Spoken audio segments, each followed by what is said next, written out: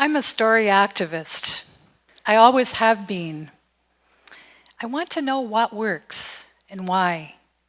I've spent much of the past 2 decades traveling the world and asking people that question, and I've collected their stories. I'd like to tell you the story of LItalia. She was the principal of a high school in a small village in Lesotho in southern Africa. One day her teachers came to her to complain that the students were not paying attention and were disrupting classes. She was pretty sure she knew the reason why. They were hungry because there wasn't enough food at home. There was a lot of empty land around the school. It spoke to her of possibilities for a solution. But she was a wise woman. She knew that if you told people what they should do, it wasn't nearly as powerful as if they figured it out for themselves. So she began to gently raise the question, how do we nourish our children? Over time, and many conversations, the parents pondered this question. Then when the time seemed right, she held a meeting, and the parents decided to create a garden around the school to feed their children. She found a small South African NGO that promoted small-scale organic gardening. That NGO sat with the farmers, learning from their knowledge and sharing how farmers elsewhere had learned to increase their crop yields. The parents set to work, and in 2 months, the domestic science students were turning those crops into breakfasts and lunches. The problem of inattention in classes disappeared like magic. But not just that. The village's food security also improved dramatically. Using the new approaches, farmers were able to double the crops from their own fields. A neighboring school heard about the project and came to learn more. Within 3 years, 58 schools had such projects. Over time, it spread to 4 more districts, and soon there were 200 schools involved. Done neighbor to neighbor, Mrs. LItalia's food security idea not only took root in her own village, but it spread and it grew. Why do I tell this story? In part because Mrs. LItalia and then her community were demonstrating agency, the capacity to create change for her pupils, her teachers, her school, her neighbors, and her community. This is locally led development, horizontal development, neighbor-to-neighbor development.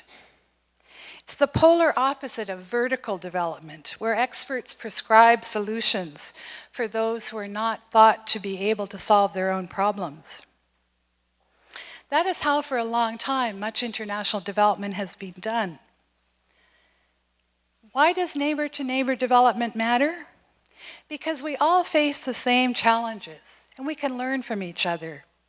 In healthcare, climate change, and economic development, communities around the globe have created innovative, cost-effective, peer-to-peer solutions. And they may be unexpected. Illiterate older women working as solar engineers, electrifying their villages with light. Revitalizing communities in India and Africa by bringing water back, reversing desertification, and combating drought. A locally driven public health initiative that answered the World Health Organization call to address the devastating effects of river blindness in Africa. Here in North America, neighbors are used to sharing our problems and solutions. We learn from one another. We help one another. We share with and support each other. For example, from Housing First, we've learned that it works best to house people who are homeless first, and then work with them to address their personal challenge. But something else often seems to happen when we do international development. Suddenly we shift over to expert-led approaches where we prescribe for others. Locally developed projects address a range of challenges at once.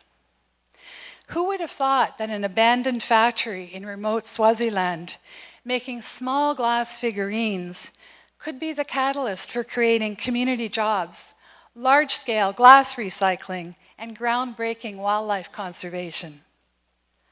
It all started with a South African couple's curiosity. They used to collect these small glass animals and wondered why the supply had stopped. They went to the village and discovered that the factory's international project funding had stopped. Almost everyone had lost their jobs.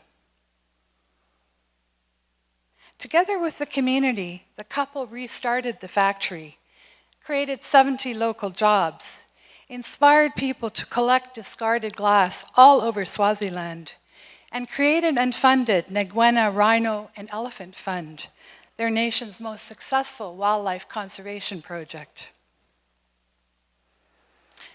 We know that we live in an interconnected world.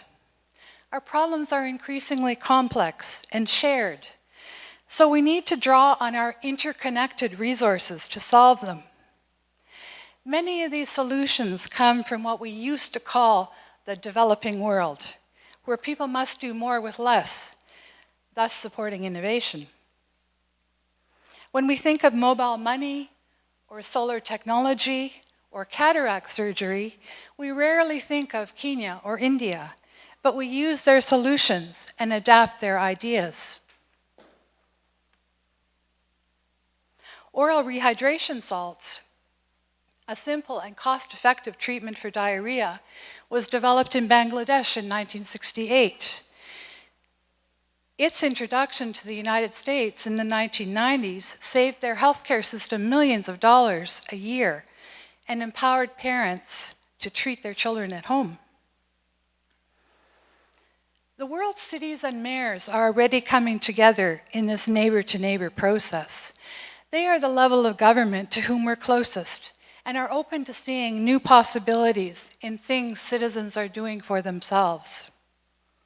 For example, here in Victoria, Mayor Lisa Helps regularly invites citizens to open community drop-ins for tea and conversation. With their citizens and with each other across the world, cities are offering us neighbor-to-neighbor development scaled up a notch.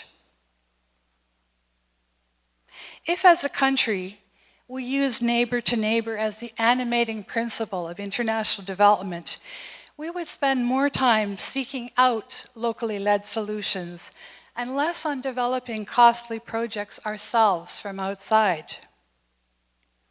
Empowering citizens as partners could increase our spending power. Shared financing platforms like Kiva and Global Giving let individuals support people's projects and businesses on the other side of the world. We could magnify the impact of do-it-yourself development, the money people send home to their families around the world.